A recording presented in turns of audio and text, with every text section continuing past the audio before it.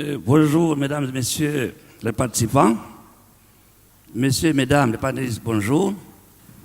Nous sommes donc réunis ce vendredi 11 mai 2018 dans la salle des congrès pour débattre du thème « Innovation technologique, un écosystème à valoriser ». Cette conférence a pour objectif, premièrement, quelles mesures offrent le développement du numérique dans l'enseignement supérieur et de la recherche scientifique? Deuxièmement, l'intégration de l'intelligence artificielle dans l'élaboration des politiques publiques. Troisièmement, mettre en place des modules de formation en ligne. Quatrièmement, créer des cursus et des diplômes en ligne homologués et reconnus par l'État et les entreprises. Plus loin, comment utiliser le numérique aux fins de transformer positivement l'enseignement supérieur et la recherche scientifique. Et enfin, quel rôle doit jouer l'État en vue de favoriser un accès plus souple au financement des jeunes entrepreneurs.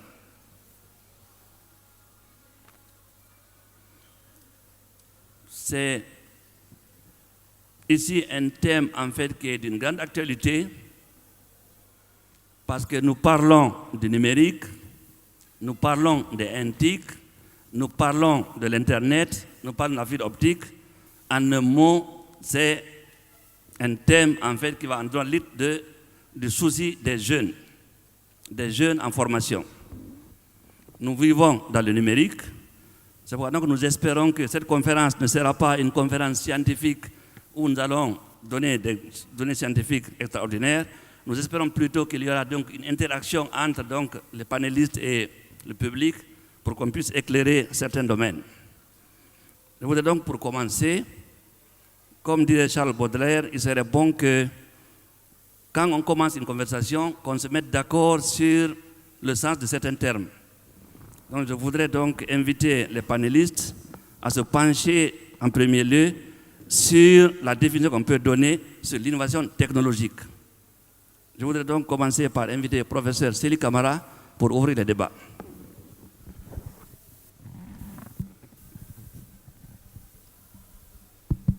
Merci, monsieur le modérateur. Bonjour à tout le monde. Je suis professeur Célie Camara. Je suis enseignant-chercheur. J'ai commencé ma carrière au Centre de recherche scientifique de Conakry-Ogbani de 1981, à partir de 1981. J'ai été nommé conseiller au niveau du ministère de l'Environnement à partir de 2011 jusqu'en 2014. Je suis par la suite chargé du programme Environnement et Développement Durable. C'est une institution d'interface entre le programme des Nations Unies pour le développement et le ministère de l'Environnement. Et en fin 2017, je suis nommé conseiller chargé de la recherche et de l'innovation technologique au niveau du ministère de l'enseignement supérieur et de la recherche scientifique. Je suis très honoré ce matin de me retrouver avec des stars de la nouvelle technologie. Moi, j'ai fait ma thèse en 1986, je n'ai pas touché l'ordinateur. Donc, nous sommes de la génération qui n'a pas évolué avec l'ordinateur. Nous parlons, le thème de ce colloque se base sur l'innovation. Mais nous devons savoir d'abord qu'est-ce que l'innovation. L'innovation consiste à intégrer des technologies améliorées ou combiner des technologies pour répondre à des besoins de marché. L'innovation consiste d'abord à développer ou à maintenir la compétitivité au niveau des entreprises. Mais comment nous sommes arrivés là? Il y a eu des phases. Vous avez entendu le président de la République, il disait si nous avons raté les 3 premières révolutions industrielles, l'Afrique et surtout la Guinée, nous avons la chance de nous intégrer dans la 4e révolution. Cette première révolution est née à partir de l'invention de la machine à vapeur, à partir de l'Angleterre, James Watt. Et ça a permis de faire l'élan technologique. L'agriculture s'est développée, le commerce s'est développé. La deuxième révolution a commencé à partir de 1880 avec la découverte de nouvelles sources d'énergie. La première révolution, c'était l'eau et la vapeur qui faisaient tourner les machines. À partir de la deuxième révolution, nous avons déjà le pétrole était déjà découvert comme une source d'énergie. Le courant aussi était déjà découvert comme une source d'énergie. Ça, c'était déjà au 19e siècle. Nous arrivons au 20e siècle avec la troisième révolution industrielle qui correspond alors à l'arrivée de nouvelles technologies de communication. Je disais toujours que nous avons eu la malchance ou la chance peut-être d'étudier sans connaître l'ordinateur. Ce n'était pas né. C'est dans les années 80 que j'ai vu pour la première fois le mini-ordinateur qui avait la taille d'une armoire. C'était au centre de recherche scientifique de Conakry-Rogbani. Donc, c'est de là que les nouvelles technologies sont nées. Et à partir de ce 20e siècle, dans les 20 dernières années, nous assistons à l'émergence d'une technologie qu'on appelle le numérique qui est en train de faire un bouleversement total dans le monde entier. C'est ainsi que vous voyez les nouvelles technologies. Je suis avec des programmeurs. Nous avons les systèmes de robotisme et beaucoup d'intelligence artificielle qui sont nés. Donc, c'est avec plaisir alors que je me retrouve dans ce panel avec des jeunes cadres qui sont vraiment formatés dans le système du numérique. En attendant, c'est ce que j'ai à vous dire, comme parler un peu. Nous allons continuer et inviter le professeur Baniré à se présenter au public. Merci, docteur. Moi, c'est Abdoulaye Baniré Diallo. Je suis professeur à l'Université du Québec à Montréal. Je suis directeur de programme gradué en informatique et puis en bioinformatique. Mais parallèlement, je suis aussi entrepreneur. Donc, avec des collègues, on a créé une start-up à Montréal qui s'appelle My Intelligent Machines, qui est spécialisée dans l'utilisation de l'intelligence artificielle dans les secteurs de la santé.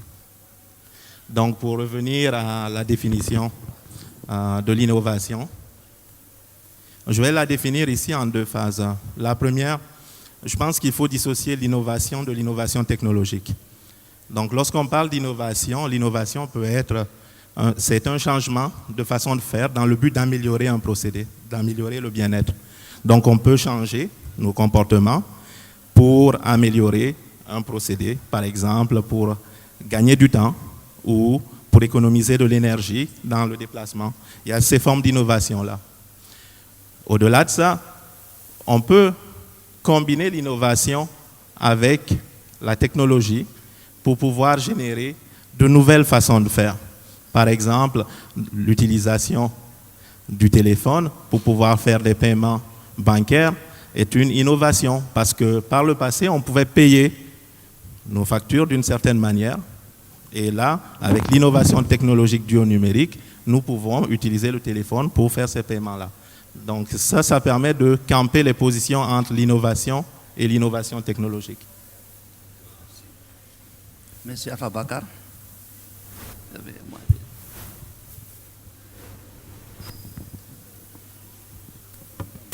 Allô, je m'appelle donc Alpha Bakar Bari, je dirige une entreprise de microfinance. Je me présenterai peut-être comme un serial entrepreneur, donc un entrepreneur en série qui est dans la microfinance, la technologie et l'agrobusiness.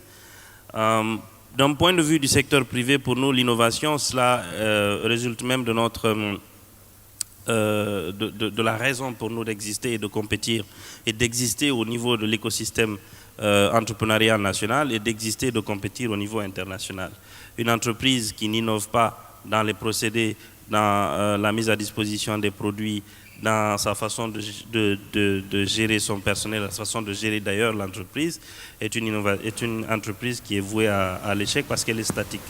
Nous sommes dans un monde hyper exponentiel, donc voulant dire que chaque jour ou chaque semaine qui passe, les certitudes de la semaine dernière s'effacent et font place à de nouvelles certitudes. Pour le secteur privé, l'innovation, c'est le moteur même de la croissance.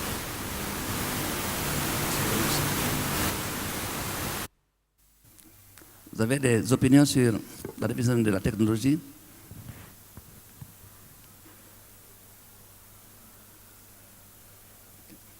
Monsieur Diallo, oui.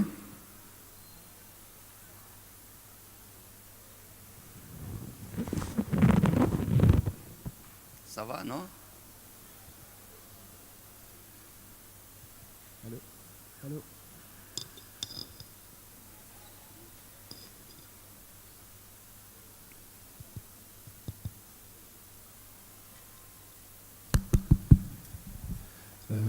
Bonjour tout le monde.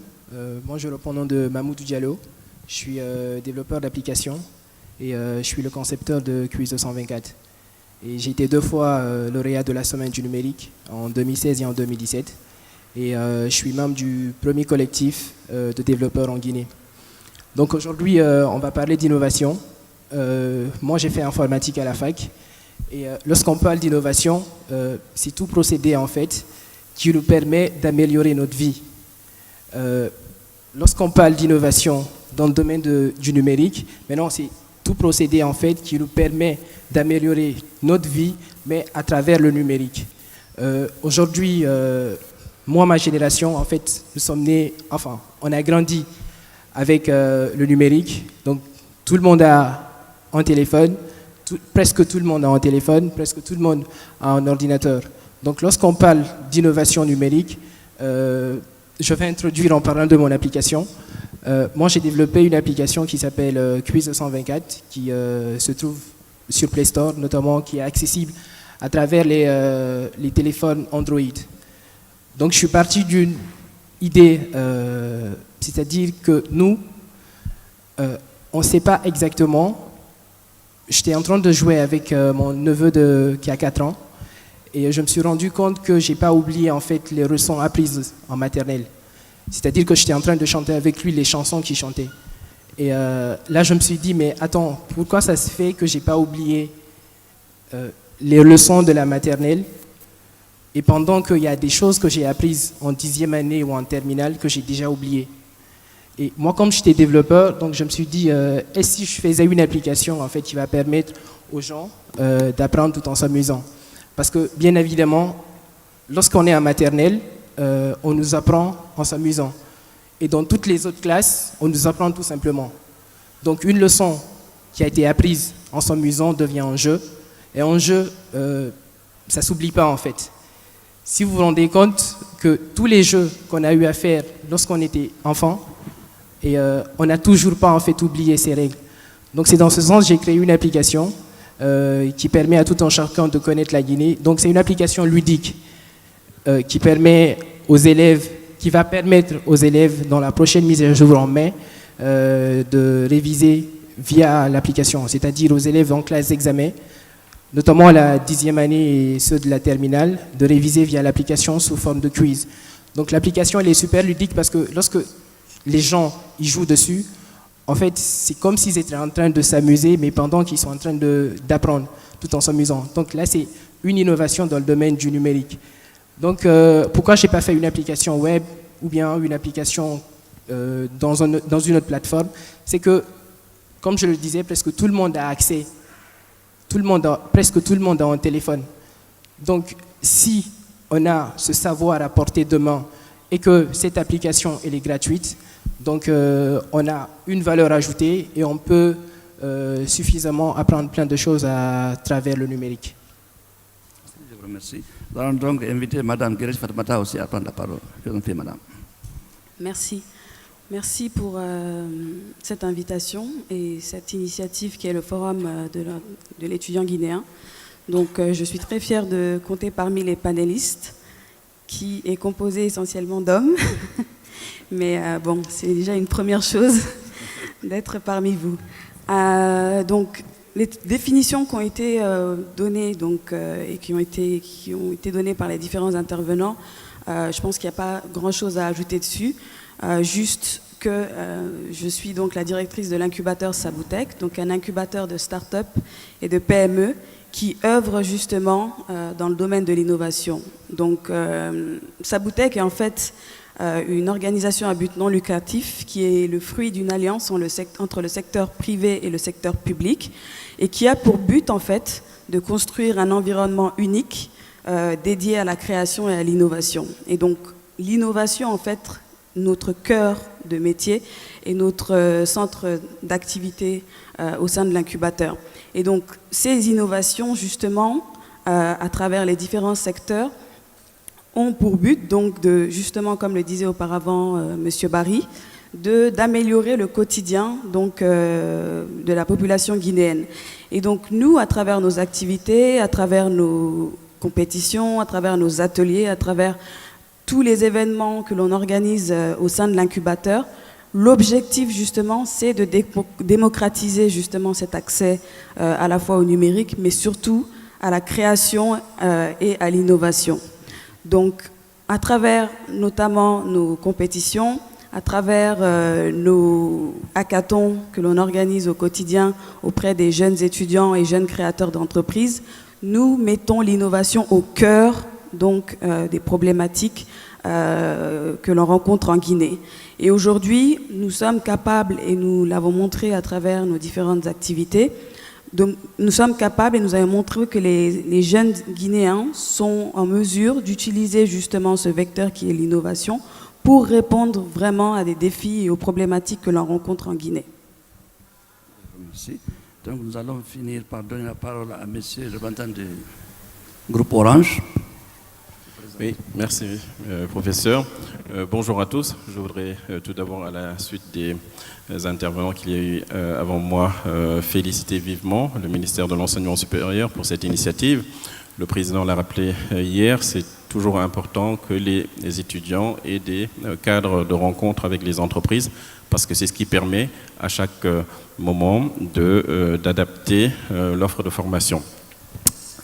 Je voudrais juste dire quelques chiffres sur le numérique en Guinée, puisque donc, quand on parle de développement numérique, d'intégrer l'innovation, c'est important de se rendre compte qu'en Guinée, il y a une transformation numérique très importante qui est en cours.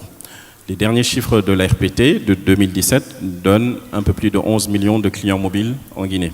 Et ça croît de près de 10% chaque année. Et l'Internet, en tout cas en termes d'usage, c'est près de 3 millions de clients en Guinée qui, tous les jours, utilisent l'Internet. Chez Orange, c'est un peu plus de 2 millions. Et on voit que l'usage de l'Internet croît 3 fois plus vite que l'usage de la voix. Donc ça montre bien qu'il y a une dynamique très importante du numérique en Guinée. Et enfin, le dernier élément que je voulais partager, c'est l'utilisation des services mobiles comme Orange Money.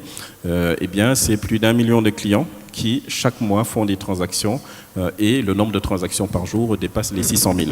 Donc, la Guinée est aujourd'hui entièrement intégrée dans cette dynamique du numérique. Et donc ça pose, en tout cas ça donne toute la pertinence à tout ce qui se fait en termes d'innovation et en rapport avec le numérique. Alors, pour en revenir à l'innovation numérique, donc moi je suis Borlot Ba, directeur général d'Orange Guinée, toutes les définitions ont été données et qui sont toutes pertinentes. Je voudrais juste insister sur deux choses quand il s'agit de télécommunications. Et donc les télécommunications ont beaucoup de spécificités, dont une en particulier, c'est de capter l'innovation d'où qu'elle vienne. Et avec un formidable driver qu'est l'Internet. L'Internet et les demandes des clients, tous les clients, vous ici présents, vous voulez aujourd'hui accéder à tout, tout le temps et partout. Donc c'est vraiment une exigence des clients de pouvoir accéder à tout, qu'ils soient chez eux, en mobilité et avec le maximum de confort. Et les télécommunications ont pu capter, en tout cas essayer, pour répondre à cette demande-là, de capter l'innovation de partout. Par exemple, de l'informatique, avec tout ce qui est réseau IP, les acteurs de télécommunications ont pu intégrer cela pour avoir toujours des débits plus importants. L'innovation qui vient des composants, donc c'est ce qui permet aujourd'hui d'avoir des smartphones qui ont des puissances de calcul toujours plus importantes pour répondre aux besoins des clients, et également l'innovation dans le domaine du logiciel. Donc ça m'amène au deuxième point, qui est que il n'y a pas d'innovation s'il n'y a pas de marché, s'il n'y a pas de besoin de clients. Je crois que beaucoup l'ont rappelé, en particulier Fatoumata. Une innovation doit viser à améliorer quelque chose, à répondre à un besoin client. Et chez Orange, et c'est le cas aussi dans beaucoup d'acteurs, l'innovation, ça va avec un marché, des clients, un besoin. Quand on ne peut pas identifier cela, c'est difficile de parler d'innovation. Voilà les deux aspects sur lesquels je voulais insister. Merci. Je vous remercie. Donc, on est d'accord là-dessus. L'innovation technologique, c'est quoi? C'est la mise au point, et j'ajoute la commercialisation d'un produit plus performant en vue de satisfaire les utilisateurs. C'est la mise en place d'un produit qui est nouveau ou alors qui est plus performant. Nous allons donc avancer sur la première thématique. Il s'agit de définir quelles sont les mesures pour un déploiement du numérique dans l'enseignement supérieur. Je vais donc commencer cette intervention par donner la parole à M. Alpha Bakar Bari. Peut-être que j'ai eu beaucoup de discussions il faut peut-être contextualiser et dire que Jatrofa intervient sur ce sujet spécifique parce que nous portons un projet que le gouvernement encourage, qui est en fait la distribution de contenu pédagogique à travers une tablette qui s'appelle Sincéri, que nous avons commencé en avril dernier. Juste entre parenthèses, il faut dire que depuis avril 2017 à maintenant, nous avons réussi à distribuer à 5000 étudiants 350 000 contenus, donc des ouvrages pédagogiques, des formations, donc des MOOC, ainsi que des ressources pédagogiques qui leur permettent d'améliorer leur recherche et d'améliorer leurs conditions d'études. Et pour revenir donc, cela explique une des mesures ou un des dispositifs que l'État met en place ou devra mettre en place pour améliorer l'enseignement du numérique. Juste quelques figures ou peut-être une image. Dans les 10 ou 20, nous avons une population africaine, donc guinéenne, qui a une pyramide des âges inversée. Nous avons de plus en plus, c'est une population jeune qui va en se rajeunissant et qui sera donc, à l'horizon 2030, 1,5 milliard, essentiellement composé de jeunes. Alors, cette démographie, dans le domaine de l'enseignement supérieur, le lien fondamental, c'est les capacités d'accueil des universités qui ne pourront pas, en fait, faire face à autant de démographie. L'enseignement numérique et à distance, donc, est un palliatif pour apporter une satisfaction dans l'enseignement supérieur à ces étudiants-là.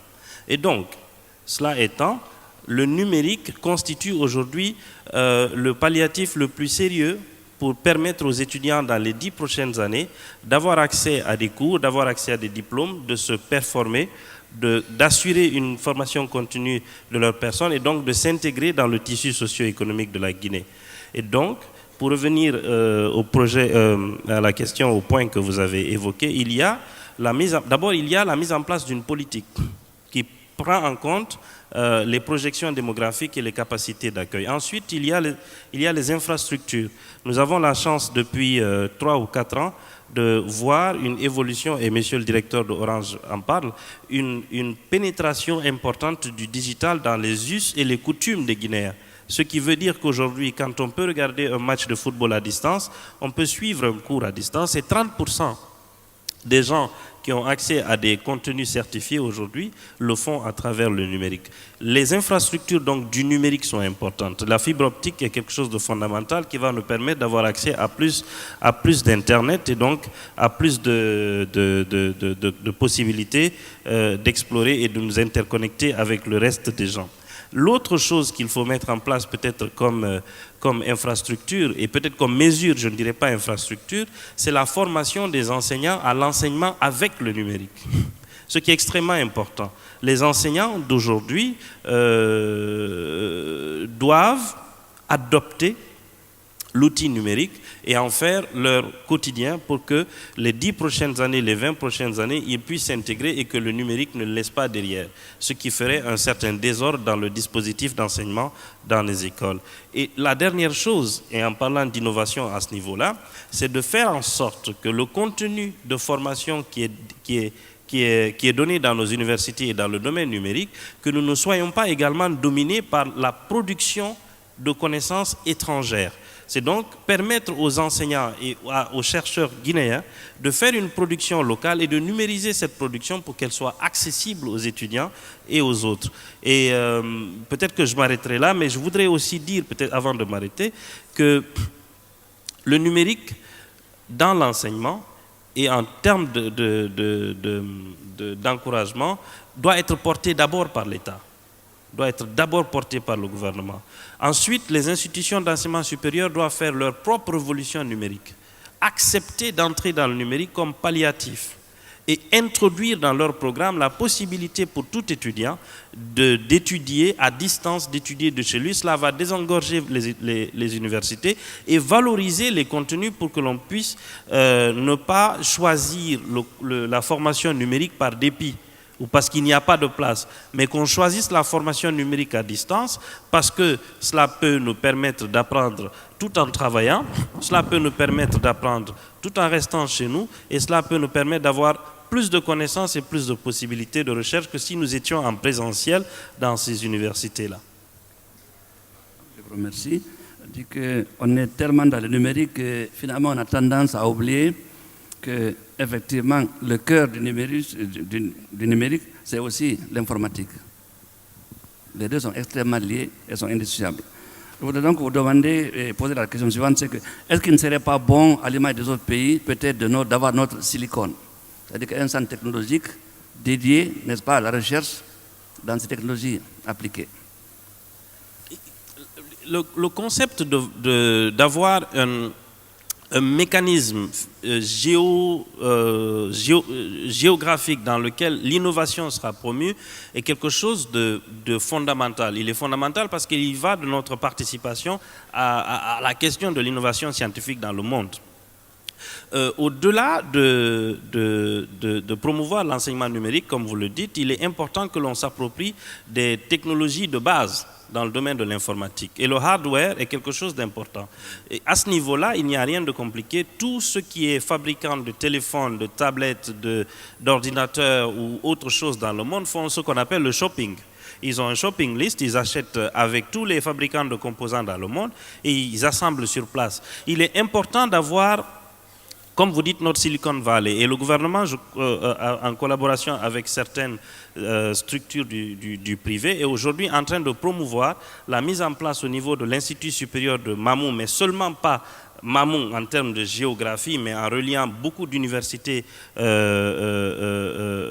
alentour, un espace, j'appelle ça espace parce qu'il est à la fois géographique et virtuel, un espace dans lequel on va faire la promotion de la technologie guinéenne pure. Un espace dans lequel on offre à la fois un incubateur de 150 à 400 places, donc un incubateur qui va accueillir tout ce qui est entrepreneurs venant des universités de Kankan, de Farana, de Zérékoré, etc., à qui on va offrir des infrastructures, des mécanismes de promotion de l'entrepreneuriat. Et ça va de la formation, cela va de l'incubation, cela va à la mise en place d'un fonds d'investissement, un parc industriel pour ceux qui, au moins on peut dénombrer aujourd'hui en Guinée 4 fabricants de tablettes ou de téléphones ou en tout cas de terminaux. Je pense à Tulip qui a exposé pendant la semaine numérique, où nous avons Sincéry, nous avons 2 autres initiatives, je crois, qui sont en train d'arriver. Il serait important de mutualiser nos efforts sur un seul endroit pour au moins mutualiser les moyens de production et le personnel qui est aujourd'hui, par la chance et avec l'effort de beaucoup de gens, qui est aujourd'hui disponible au niveau de l'Institut supérieur de technologie de Mamou. Je vais peut-être passer la parole aux autres. Donc, je voudrais quand même demander le sentiment à monsieur le conseiller de l'enseignement supérieur. S'il ne serait pas peut-être opportun de créer, comme il l'a dit, un incubateur à Mamou par exemple, où on pourrait éventuellement assembler les ordinateurs et les tablettes, vu la demande croissante de la jeunesse. Oui, le ministère de l'enseignement supérieur et de la recherche scientifique est vraiment sait que le levier du développement de notre pays, c'est l'enseignement supérieur et la recherche. C'est dans ce cadre même que le chef de l'État même a lancé un programme présidentiel en janvier 2017 qui a constitué à l'ouverture de 200 cyberconnexions dans les institutions d'enseignement, que ce soit à l'élémentaire, au secondaire ou dans les institutions d'enseignement supérieur et de recherche, dans chacun de ces cyber, il y a 25 ordinateurs et qui fonctionnent sur le MISC énergétique. Ça veut dire l'électricité et avec les panneaux solaires pour ne pas que ça se coupe. Donc nous avons la chance d'avoir une institution qui est celui de Mamou, qui a une vocation vraiment d'évoluer dans le domaine de la technologie. Il est vraiment bon que le ministère prend comme un acte pour essayer pour que ce centre-là constitue un levier pour la promotion au niveau de l'enseignement supérieur et de la recherche scientifique. On même dit que les jeunes formés de là-bas doivent être intégrés à des structures de l'enseignement supérieur et de la recherche scientifique afin de faire la promotion de nouvelles technologies. Nous savons avec les 4000 km de fibre optique, la Guinée maintenant aura des possibilités, même aux fins confins de Yomou, de se connecter en temps réel. Nous avons vu hier le discours d'ouverture de Monsieur le Président de la République a été relié sur Facebook. De l'intérieur, tout le monde voyait en temps réel le président en train de parler, et ça déjà, c'est quelque chose qui est à saluer avec la promotion du numérique. Donc, le ministère dédie cette année à la promotion de la recherche. Et la recherche ne peut se faire sans la promotion des nouvelles technologies de l'information, car les étudiants doivent avoir la possibilité de se connecter en ligne. Les professeurs qui n'ont pas ici, les cours, les modules qui n'ont pas, ils peuvent se connecter pour essayer de prendre dans les universités les plus avancées afin de perfectionner leurs connaissances. Donc, je crois que la politique du département est favorable à l'émergence d'une intelligentsia basée sur le numérique en République de Guinée. Je vous remercie. Je voudrais juste rappeler que avant la finalisation de la fibre optique, pour le moment, les connexions de cyber, la connexion est assurée par Orange sur 3 années, en attendant que la fibre optique soit installée définitivement dans notre pays. Donc, s'il n'y a pas d'autres éléments, on va peut-être continuer sur la deuxième question. Je voudrais donc qu'on vienne maintenant à l'intégration de l'intelligence artificielle dans l'élaboration des politiques publiques. Je voudrais donc inviter le professeur Banier d'abord à nous cadrer ce concept d'intelligence artificielle. Ok, je vous en prie. Au fait, je vais répondre sur le cas de l'intelligence artificielle, mais je ne vais pas placer la charrue avant les bœufs. Je préfère revenir sur la première question qui concerne l'utilisation des nouvelles technologies en matière d'enseignement supérieur. Partout, actuellement, ce qu'il faut remarquer, c'est que c'est important dans le secteur de l'enseignement supérieur qu'il y ait l'accompagnement du numérique et de l'utilisation des technologies. Personne ne met un doute là-dessus. Mais par contre, il faut faire la part des choses. Une part qui est simple, c'est que l'enseignement supérieur a ses déclinaisons et se divise dans différents composants. Et la transformation dans laquelle nous vivons actuellement doit tenir compte de cela. Le premier support du numérique, c'est d'accompagner la formation. Ce n'est pas de se substituer à la formation. Donc, les formations de base à l'université sont de prioritaire présentiel. Et qu'est-ce qui arrive après ça? C'est que les contenus numériques viennent accompagner le présentiel pour permettre aux étudiants d'avoir de la flexibilité. Et il faudrait réussir à dissocier donc ces composants-là, l'accès à l'université, l'accès au présentiel, l'accès à la formation de base universitaire, qui est quelque chose de très nécessaire au niveau des capacités cognitives et de l'apprentissage. Tous les acteurs en matière de sciences de l'éducation sont d'accord à ce niveau-là. Maintenant, le monde dans lequel nous vivons implique que nous, notre génération, malheureusement, contrairement à la génération de nos parents, eux, ils étudiaient et après ils travaillaient. Et donc, ils avaient terminé d'étudier, ils vont travailler.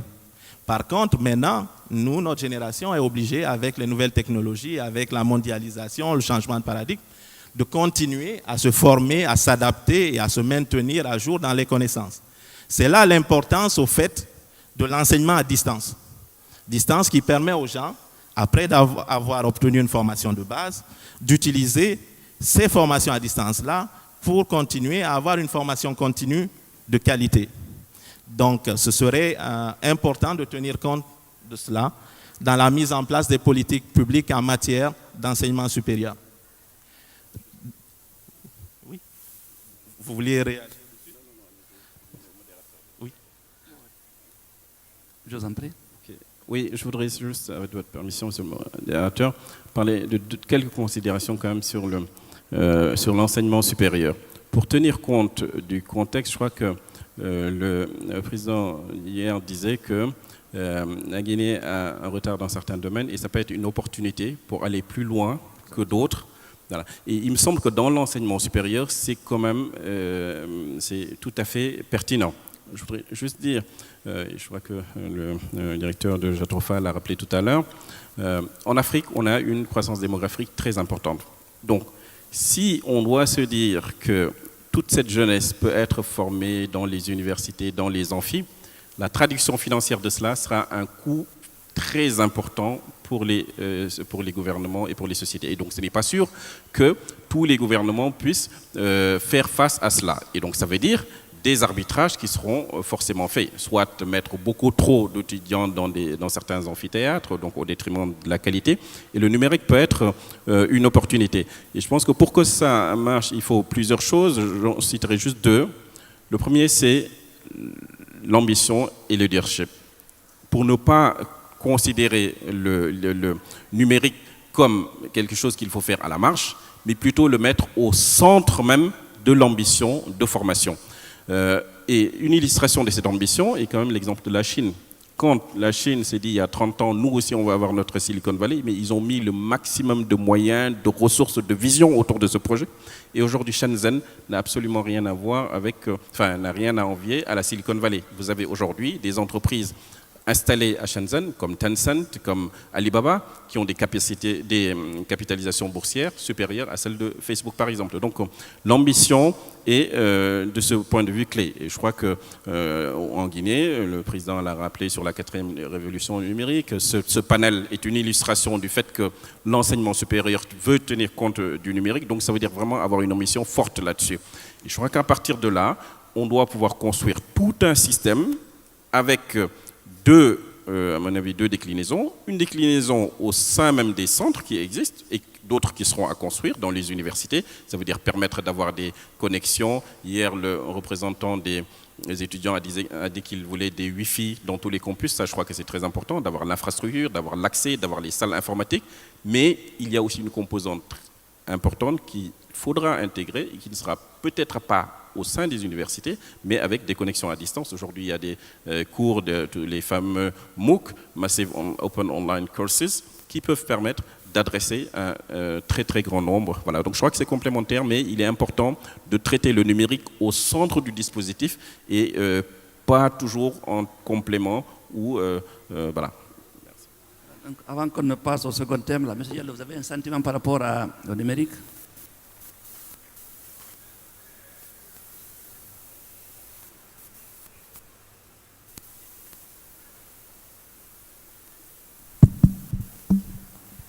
Voilà, moi en fait je voulais rajouter un truc.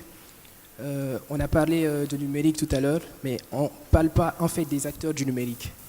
C'est comme si on essayait de promouvoir la médecine sans les médecins.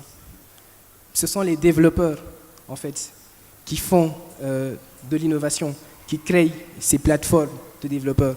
Donc on ne va pas attendre d'avoir la fibre optique, la Silicon Valley de Mamou pour déjà commencer à faire de l'innovation.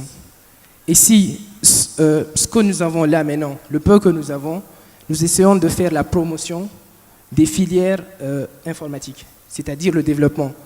C'est dans ce sens que nous avons créé le premier collectif de développeurs qui s'appelle DevScom. Donc notre objectif c'est de pouvoir, parce que la plupart des personnes, en fait, pensent que, en quelque sorte, les développeurs, ce sont des ouvriers. Nous voulons plus mettre de la valeur aux personnes qui font de la programmation, c'est-à-dire partager le peu que nous savons. Et on parle de numérique, on parle des MOOC, mais ces MOOC sont faits par des développeurs.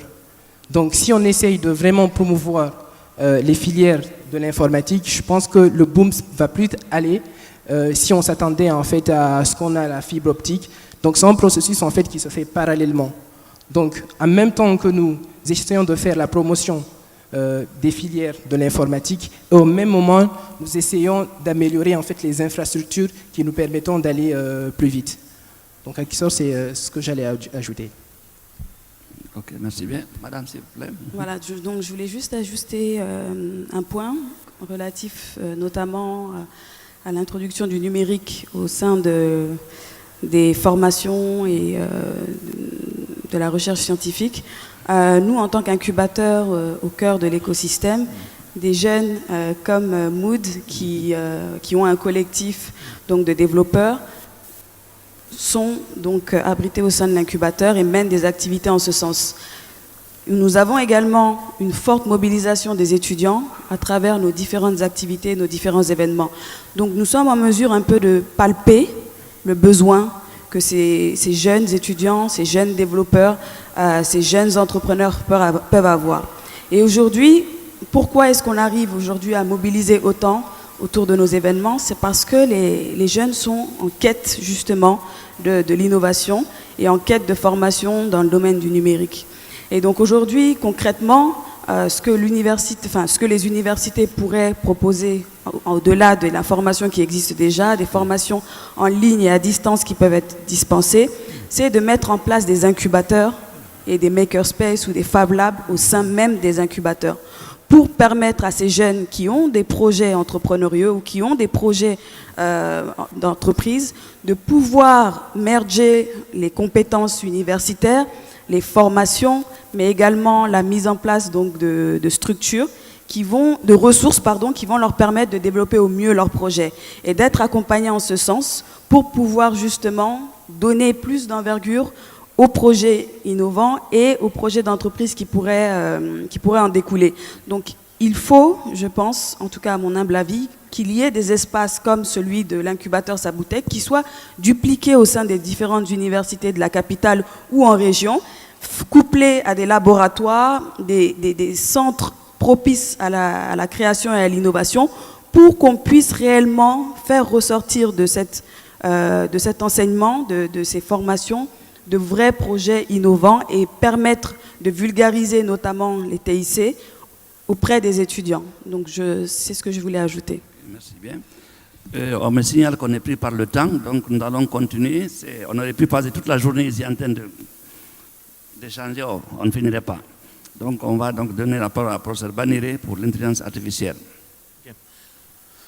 On va parler d'intelligence artificielle. Je pense qu'on peut appeler ça en bon québécois, si je veux dire, cerise sur le sundae, ou un goodies.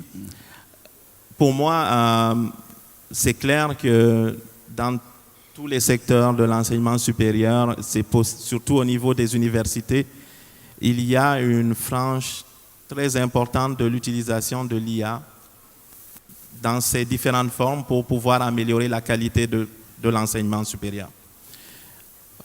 Je peux décliner ça de différentes manières. Bon, on parle d'espace numérique, on parle de numérisation. Si nous réussissons dans nos institutions d'enseignement supérieur à pouvoir collecter efficacement les données d'enseignement, les données des étudiants, les relevés de notes, l'évaluation des enseignants, le suivi des étudiants, le taux de décrochage. Qu'est-ce que cela nous permet de faire? C'est d'utiliser des systèmes intelligents pour pouvoir comprendre, comment améliorer cet écosystème-là, par exemple, suivi des étudiants, dans la proposition des sujets d'exercice aux étudiants, dans des formes plus simples, au lieu d'arriver dans une IA qui est calcul intensif. IA dédiée au fait à l'amélioration de la formation. Au Canada, j'ai vu ça aussi lorsque j'étais à Boston. il y a des formes d'IA qui permettent d'accompagner l'étudiant. Donc tout à l'heure, lorsque je parlais de formation de base, c'est important le présentiel, les universités ont une capacité d'accueil de plus de 45 000 à 50 000 étudiants. Pourquoi ici, les universités ont une capacité d'accueil plus faible? Parce qu'on n'utilise pas la technologie de façon réelle au cœur de ces écosystèmes-là pour moduler la formation, pour utiliser l'IA, donc l'intelligence artificielle, pour permettre de pouvoir capturer les évaluations et de moduler la formation de ceux qui suivent ces différents cours-là à travers différents créneaux, à travers des cheminements pédagogiques qui sont différents, à travers des accompagnements aussi au niveau des évaluations. Parce que cela existe, on accompagne les étudiants qui ont de la difficulté, par exemple, de comprendre certains cours, à avoir du complément et à suivre ces compléments-là au niveau de la formation. Bon, d'un autre côté, l'IA peut être utilisée pour faire de l'innovation, donc utiliser les recherches qui sont faites à l'enseignement supérieur pour les transférer dans le secteur privé. Ce sont les deux gros volets ici que l'IA peut contribuer à l'amélioration. Professeur Sili, vous avez un sentiment par rapport à cette problématique? Merci. À ce jour, parmi les 10 dernières intelligences artificielles, on peut compter la biométrie. La biométrie fait partie des 10 dernières intelligences artificielles et ça joue un rôle très important en Guinée. Vous avez vu, le ministère de l'enseignement supérieur et de la recherche a eu jusqu'au un passé récent, on n'avait pas un chiffre réel sur le nombre d'étudiants. C'est avec le principe de la biométrie. La biométrie utilise les empreintes, les photos, c'est-à-dire ça rapproche la machine de l'homme. Ça, c'est une première technologie qui aide dans le domaine public. Nous avons aussi les passeports. Avant, nous avons les passeports analogiques, c'est les photos, c'est facile d'enlever et de pirater les photos. Aujourd'hui, nous avons les cartes d'identité et les passeports de façon numérique. Ça permet de contrôler la production, ça permet de contrôler que ces données ne soient pas piratées. Nous avons aujourd'hui la facilité. Avant, les diplômes et les résultats de concours, c'était sur des papiers. N'importe qui peut dire que j'ai eu le bac, tu falsifies le papier. Aujourd'hui, sur les sites, les données là ne sont pas falsifiables. Tu peux être aux États-Unis, savoir interroger le site, est-ce que l'étudiant là a eu le bac? Est-ce qu'il est détenteur de tel diplôme? Voilà, tous ces aspects-là permettent vraiment au public d'avancer. Nous avons à l'heure là les technologies avancées. Un administrateur reste dans son bureau, il voit déjà les personnes qui viennent grâce à comment on appelle ça, l'écran. À partir de votre bureau, vous savez les personnes qui viennent. Ça permet aussi de sécuriser la personne, de sécuriser nos bureaux et ça permet aussi de sécuriser les personnes physiques.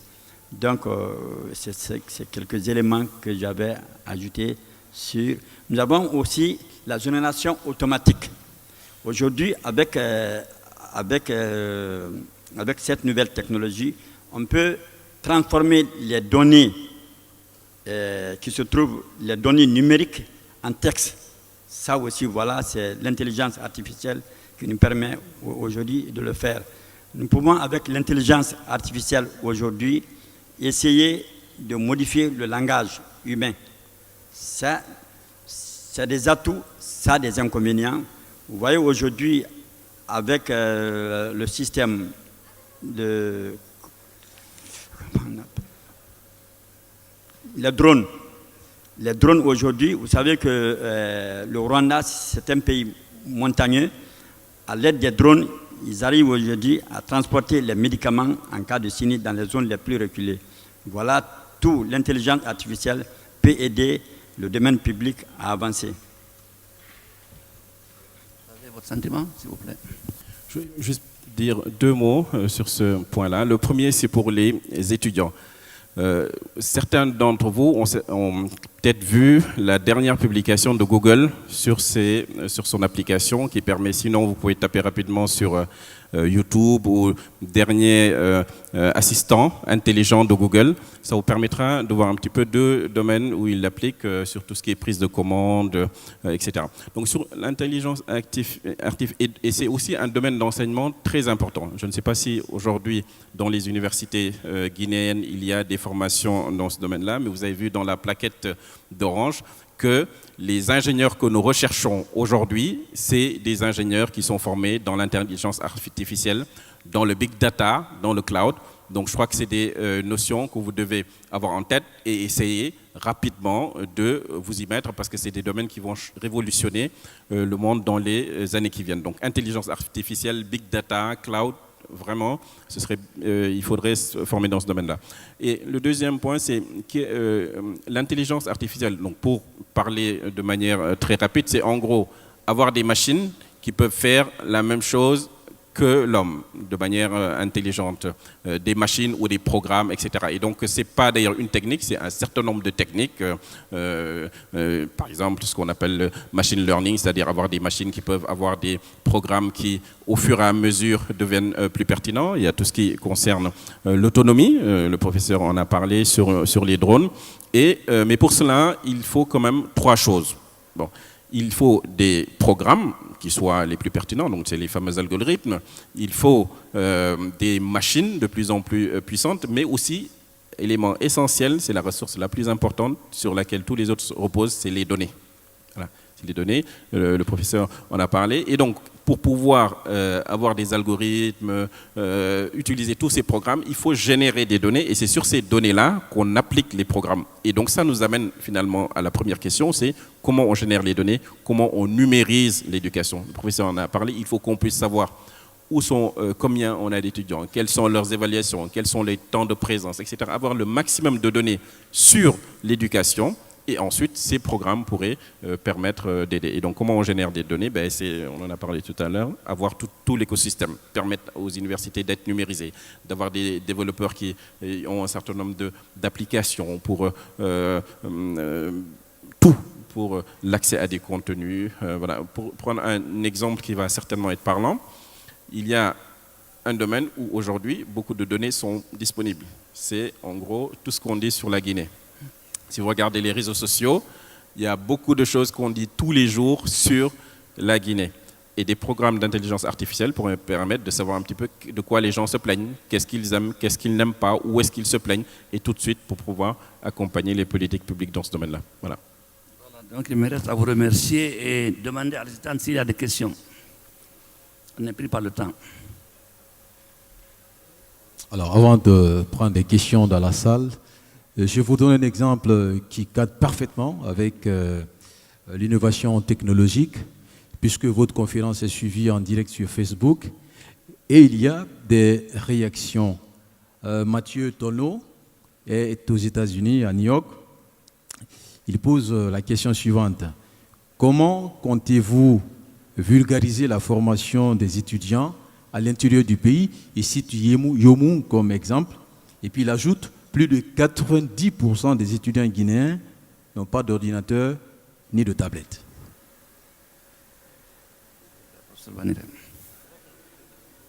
Non, au fur et à mesure, c'est mieux. Excellente question. Ça ramène le débat qui est centré autour des institutions d'enseignement. Ça veut dire que lorsqu'on veut amener le numérique, il faut qu'on ait réussi à améliorer la qualité de la formation, l'accessibilité aux études, qui est importante pour les étudiants, qu'ils soient à Yomou, qu'ils soient à Zérékoré, qu'ils soient n'importe où, il faut qu'ils puissent accéder. Ça prend une politique nationale correcte de décentralisation des institutions d'enseignement supérieur, certes, mais au-delà de ça, c'est que ces institutions-là doivent avoir au cœur des systèmes qui leur permettent d'avoir toutes les technologies pour accompagner l'étudiant. Le premier, c'est une infrastructure informatique, filaire, l'accès à Internet, la communication, un campus numérique, un campus ouvert, des espaces et des unités numériques où les étudiants peuvent venir, par exemple, se connecter à Internet s'ils n'ont pas d'ordinateur. ou s'ils ont un ordinateur, ils n'ont pas d'accès Wi-Fi, ils peuvent venir accéder. Secondo, les bibliothèques, actuellement, à travers le monde, on sait qu'il y a une numérisation totale des manuels d'enseignement. Ces manuels d'enseignement-là doivent être accessibles à travers des unités à l'intérieur, certes du campus, mais en dehors du campus. Troisième, les cours qui sont dispensés, les matériels de cours, donc les contenus développés, doivent être accessibles sur supports qui permettent aux étudiants d'accéder de l'intérieur de l'université qu'à l'extérieur. Et tout ce système-là, à cela vient se greffer maintenant les cours d'enseignement à distance qui peuvent venir être un autre support d'accompagnement à l'amélioration et à l'accessibilité de la formation à l'intérieur du pays. Je vous remercie, professeur. Il y a encore des questions dans la salle? Vous avez le micro?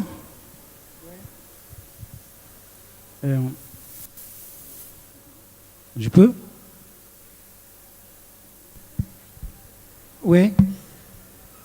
Merci, monsieur le modérateur. Je suis Lamarana Diallo, secrétaire scientifique du Centre de recherche et de valorisation des inventions et innovations scientifiques et technologiques en Guinée. Donc le thème dont il est question est au cœur de notre préoccupation. Mais je commencerai par un appel par rapport aux étudiants de s'intéresser à la recherche et interpeller également les universités de développer le volet recherche dans les universités. Parce que ce sont les étudiants qui seront la relève de demain.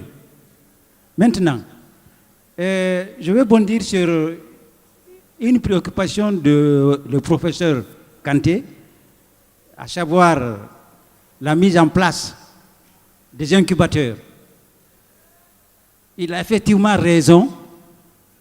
Le CREVIS, depuis sa création, a fait l'état des lieux sur le terrain. Nos institutions de recherche disposent de productions scientifiques très intéressantes, des inventions brevetées, des innovations.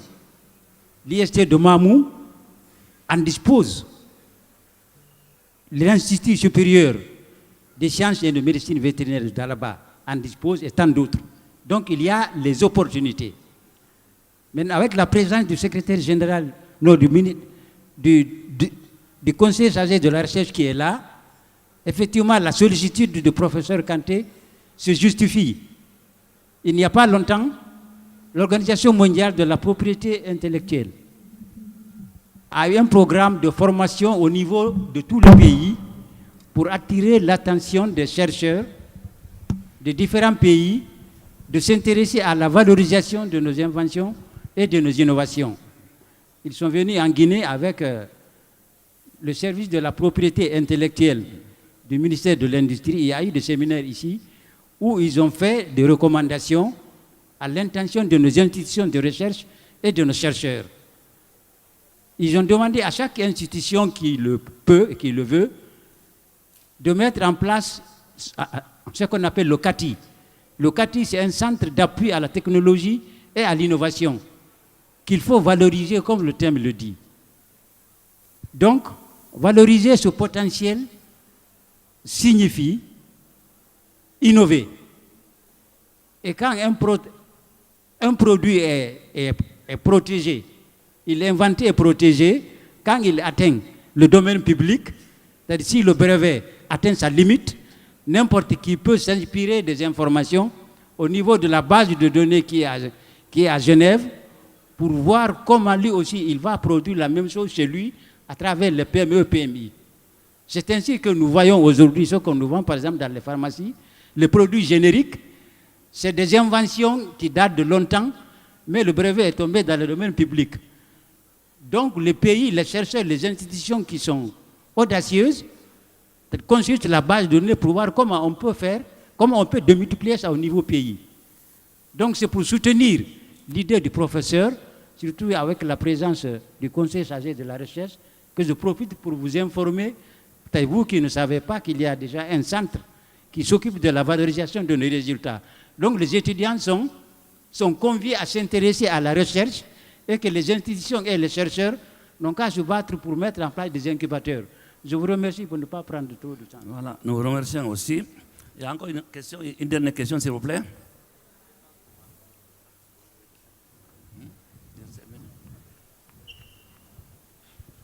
Bonjour, merci pour vos belles interventions. En fait, c'est juste une remarque que j'ai sur les processus conduisant à plus d'innovation. Je pense que pour compléter vos interventions, j'aimerais affirmer que deux facteurs fondamentaux me semblent très importants pour promouvoir l'innovation dans un pays. Le premier, c'est les institutions.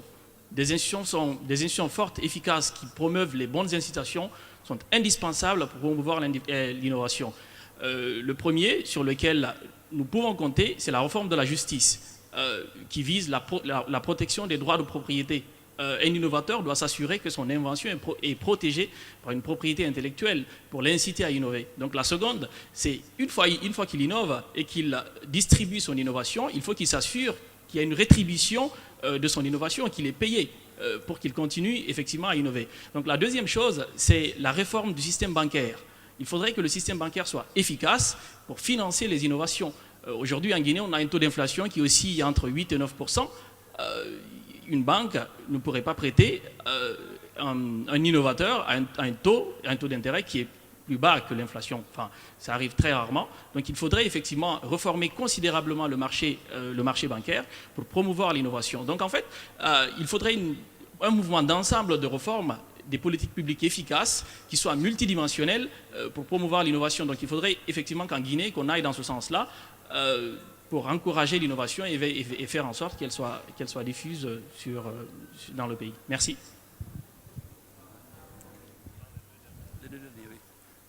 On prend donc les deux dernières questions.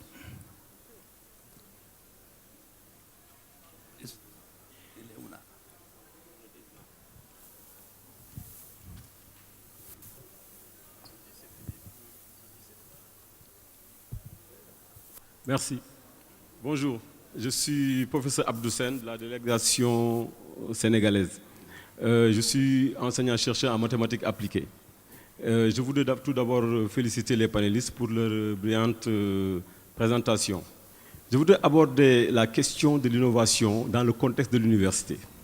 Traditionnellement, nos universités françaises ou d'origine dont les pays ont été colonisés par la France en général, avaient deux missions, l'enseignement et la recherche. Dans le cas du Sénégal, depuis 2013, avec les grandes réformes qui ont été entreprises, deux autres missions ont été rajoutées aux universités, l'innovation et le service à la communauté. Mais il se trouve que, comme tous les autres pays francophones, africains, l'innovation et le service à la communauté ne sont pas dans notre culture. Nous sommes en train de travailler à instaurer cette culture.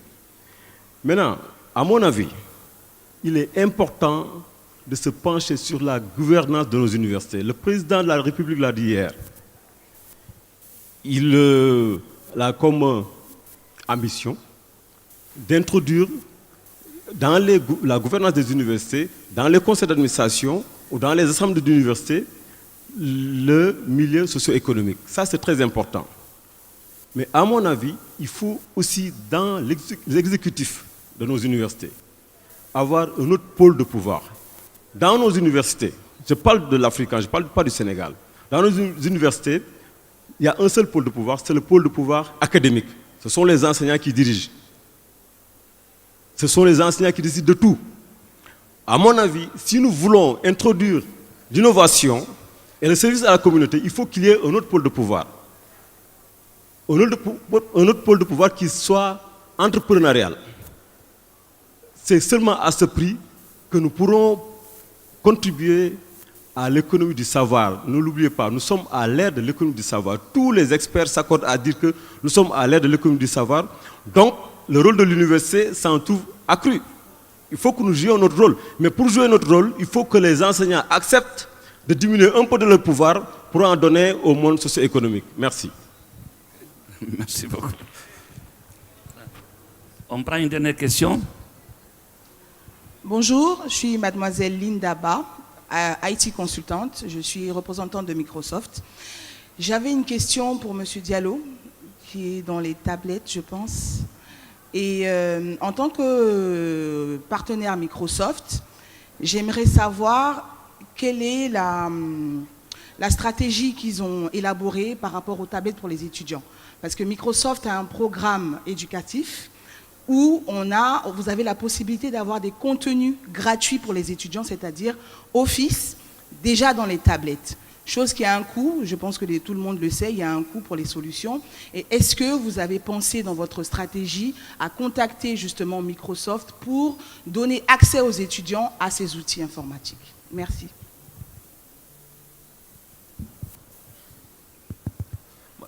Puisque nous sommes à la fin, j'aimerais juste dire deux choses avant de répondre à la dame, ou peut-être dire à la dame rapidement, oui madame, nous avons pensé à parler à Microsoft, mais concevoir une tablette, comme j'ai dit, c'est avoir un shopping list qui est exigeant et qui tient compte du pouvoir d'achat de celui qui est en face. Donc très rapidement, nous avons fait des arbitrages et nous avons fini par Android, avec 350 000 ouvrages à l'intérieur, avec la possibilité également d'avoir un Office qui ne soit pas certainement celui de Microsoft, mais qui soit disponible et qui donne les mêmes fonctionnalités. Mais j'aimerais bien entendu en off discuter également avec vous pour savoir ce que cela fait. Mais je m'en voudrais de quitter ce podium-là sans dire quelque chose sur ce qu'on appelle innovation technologique et son importance pour notre pays. Sans preuve que cela marche, sans que les entrepreneurs ne s'approprient, et j'entends bien le professeur du Sénégal qui en parle, sans que si les entrepreneurs ne s'approprient pas et ne mettent pas sur le marché commercial les trouvailles des chercheurs, ça n'a aucun sens. On ne parlera pas de recherche scientifique pendant longtemps. Il faut également que justement le secteur privé puisse s'impliquer. Et c'est là que j'entends le monsieur également qui a intervenu sur le droit de la propriété, que le secteur privé puisse s'impliquer à l'intérieur de l'université pour faire des joint-ventures avec les chercheurs dans le domaine du business. Et la dernière chose que je voulais faire à la suite de tout ça, c'est qu'il faut que nos universités, nos enseignants et nos chercheurs fassent le dépassement philosophique qui les permette de quitter l'enseignement certaines fois et d'aller dans les affaires. Parce que cela pourrait pérenniser les trouvailles, cela pourrait leur permettre d'être à la fois dans le business et dans la recherche, et cela pourrait améliorer un certain nombre de choses. C'est un dépassement que les anglophones ont fait depuis très longtemps. Je ne vois pas pourquoi nous attelons seulement à faire des recherches, à trouver des choses et à les cantonner à l'intérieur des universités. Il faut les sortir, il faut travailler avec les entrepreneurs, il faut faire des joint-ventures et il faut mettre à la place publique dans le marché, sur le marché, il faut mettre sur le marché les trouvailles. Voilà. Je crois donc que c'est à moi de vous remercier. Et c'est une occasion pour moi aussi peut-être de rappeler aux enseignants, aux scientifiques, que quand on parle d'innovation, il s'agit de créer un nouveau produit, mais ensuite le vendre. Il faut qu'on apprenne à vendre les produits. C'est les deux aspects, création et commercialisation. Donc s'il n'y a pas un autre avis, je voudrais donc clore cette...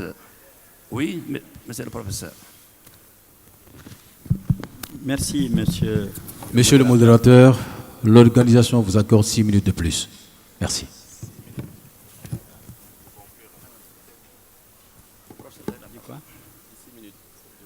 Ok.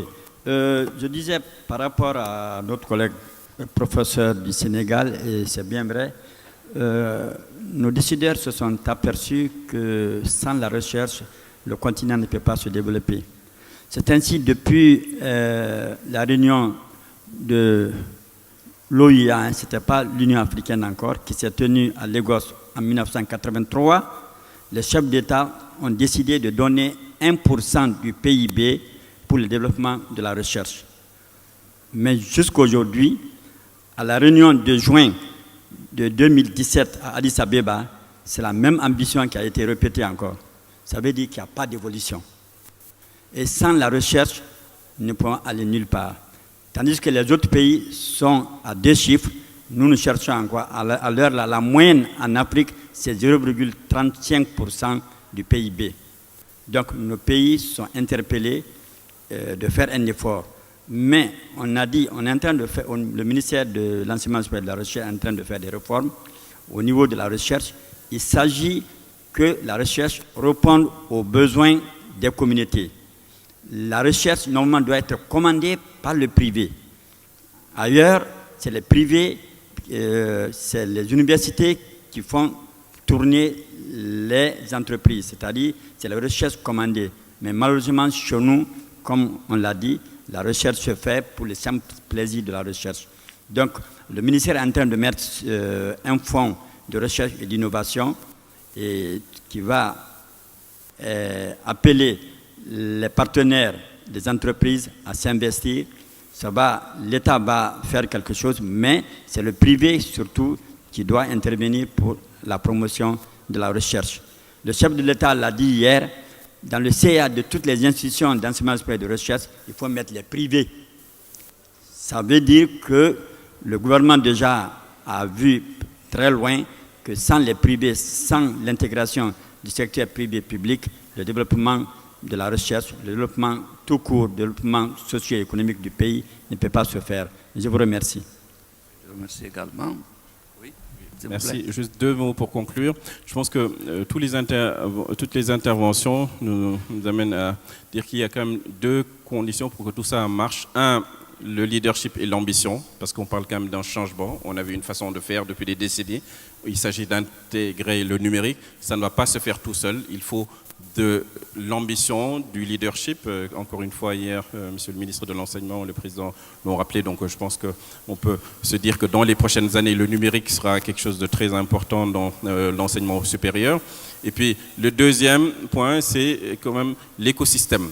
On a parlé du rôle des enseignants et de leur révolution culturelle. On a parlé du rôle de la gouvernance des universités et du fait qu'il faut être plus business-oriented. On a parlé du rôle des acteurs privés. Dans le cas d'Orange, vous l'avez rappelé tout à l'heure, nous apportons des connexions Internet pour s'assurer que les gens ont accès. Nous, parfois, nous intervenons directement avec des écoles de codage, une école de codage à Dakar. Nous développons le numérique dans l'enseignement primaire. Et nous avons également des accompagnements de l'incubateur Sabotec qui permet d'incuber des entrepreneurs, etc. Donc vraiment, chacun doit jouer son rôle. Et aussi les acteurs financiers. On n'a pas parlé tout à l'heure de cette question-là. Monsieur des participants a suggéré, on va dire que les banques interviennent. Financer l'entrepreneuriat et notamment les startups a quand même une caractéristique qui la distingue de tous les autres financements. C'est l'incertitude. Autant une grande entreprise ou une PME a un historique, etc. Mais quand il s'agit de financer une idée ou une innovation, on ne sait pas ce que ça va faire. Et donc, du coup, c'est plutôt des fonds de capital risque qui permettent de répondre à ces besoins-là. Et évidemment, la Guinée pourrait très bien avoir un fonds de capital risque pour investir dans les startups. Orange en a, doté de 50 millions de dollars pour la plaque Afrique qui s'appelle Orange Digital Ventures. Donc, si dans l'assistance, il y a aussi des entrepreneurs, des startups, elles peuvent savoir que Orange a un fonds de capital risque. Voilà. Merci, professeur. Merci à l'audience d'avoir participé à ce panel. Je terminerai moi aussi par faire un mini survol des différentes questions à travers ma petite expérience française, canadienne et américaine des universités, parce que plusieurs questions ont mis en exergue la différence entre la culture anglo-saxonne, francophone ou... Bon. Ce qui reste clair, c'est que dans la dynamique d'évolution des institutions d'enseignement, le rôle de l'université, c'est un rôle de gardien du savoir, de diffusion du savoir et de l'amélioration de l'environnement socio-économique là où il est. Donc, pas seulement le côté business, mais le côté social, le côté culturel et tous les autres aspects de son environnement direct. Et dans ce cadre-là, en réalité, la mission de l'université à travers ces différentes institutions, conseil d'administration, exécutif, déclinaison dans les différents départements, doivent tenir compte de cette réalité-là et l'inclure dans les prises de décision au niveau du conseil d'administration. Moi, je donne un exemple simple. La présidente du conseil d'administration de mon université, il y a quelques années, c'était une artiste. Okay? Puis c'est devenu une chef d'entreprise et puis ça change parce qu'ils amènent d'autres pans qui sont importantes dans la mission de l'université qui est importante. Bon, les rôles au niveau business de transformer cette économie, ce savoir, la recherche au niveau business, c'est très très important dans les sociétés de valorisation. Donc chaque université ou les pans d'université doivent avoir un ensemble qui permet de valoriser la recherche à l'intérieur des universités. J'étais à Kigali récemment, on s'est rendu compte d'une réalité, c'est qu'on innove, oui, beaucoup en Afrique, mais les innovations qu'on fait, ce sont des innovations légères, qui n'utilisent pas, au fait, la recherche profonde qui découle de nos systèmes d'enseignement supérieur. Il faudrait penser donc à transformer les différentes inventions qu'on a dans nos universités en produits et services qui pourraient contribuer à améliorer nos différentes sociétés. Et ça, c'est une réalité que nous devons tenir compte en tant que Guinéens, mais en tant qu'Africains aussi. Et moi, j'ai vécu particulièrement cette expérience-là. Je suis chercheur, je fais de la recherche. Avec des collègues, on a fait des inventions. Ces inventions-là, il y a la société de valorisation de l'université l'a prise pour sortir de l'université, pour transformer dans une compagnie. Qu'est-ce qui arrive? C'est que ce type de recherches qui sont profondes permettent de mener à des technologies qui sont très robustes et pérennes à long terme et qui sont difficiles à compétir. Okay? Et je pense que c'est une mentalité qu'on devrait développer à l'intérieur de nos écosystèmes ici. Merci de l'invitation, je suis ravi d'être ici. Alors, je voulais juste terminer par une intervention. Donc, comme le rappelait tout à l'heure Brelotte, donc le cas même de l'incubateur Saboutek est un cas d'école. En fait, au sein de notre conseil d'administration, nous avons des entreprises essentiellement du secteur privé. Et aujourd'hui, nous travaillons en tant qu'incubateur sur justement la mise sur le marché des projets et des produits développés par nos entrepreneurs, des produits innovants. Et c'est vrai qu'aujourd'hui, l'imbrication entre le secteur privé et justement ces entrepreneurs qui produisent des innovations est extrêmement importante et doit être orientée donc en ce sens. Et donc nous, on met en place à travers nos actions un programme d'Open Innovation qu'on est en train de mettre en place justement avec Orange notamment, qui va permettre justement aux entrepreneurs qui aujourd'hui développent des solutions de pouvoir trouver des partenariats en tout cas gagnant-gagnant et qui vont permettre donc la mise en marché de ces produits par l'entremise des entreprises du secteur privé. Donc c'est extrêmement important effectivement de définir des programmes en intégrant donc le secteur privé mais également le secteur public dans cette élaboration. Et également donc de travailler avec eux sur des programmes d'innovation ouverte avec les grands groupes qui vont permettre à ces entrepreneurs non seulement de pouvoir gagner en compétences techniques et se formaliser pour répondre aux attentes de ces grandes entreprises et répondre aussi aux problématiques donc, qui se présentent sur le marché. Donc nous sommes en tout cas dans cette lancée. Et pour revenir donc à la question du financement, c'est une réalité qui est là, que ce soit en Guinée, que ce soit dans les pays en Afrique, le financement des jeunes pousses, des startups est vraiment une problématique. Et donc, nous n'avons pas pour vocation, nous, en tant qu'incubateurs, de financer, mais nous allons mener le rôle d'interface entre l'offre et le besoin donc de financement des entrepreneurs, et nous allons chercher donc à matcher donc le besoin, que ce soit des prêts d'honneur, que ce soit des subventions, en face de l'offre de financement adéquat. Et donc nous allons structurer, accompagner, outiller ces entreprises qui vont pouvoir donc bénéficier de fonds à travers cela.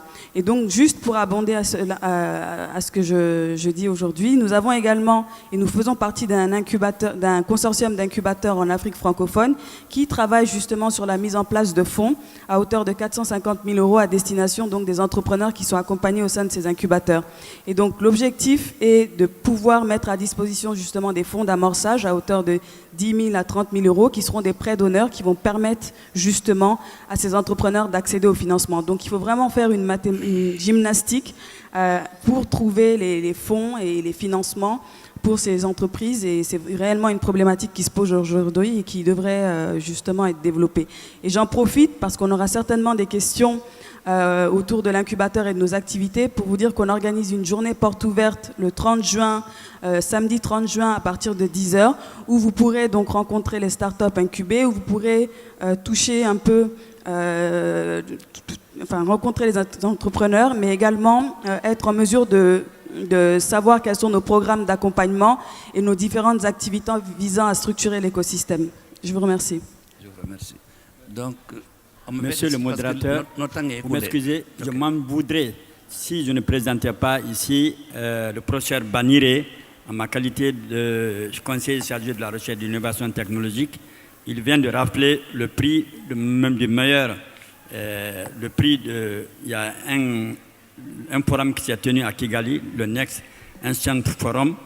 Au cours de ce forum, le premier prix de l'innovation a été accordé à notre compatriote professeur Baniré. On l'applaudit, s'il vous plaît. Une fierté, c'est la fierté pour le ministère, mais c'est la fierté pour l'ensemble de la République de Guinée. Voilà. Toutes les félicitations. Voilà. Je vous remercie.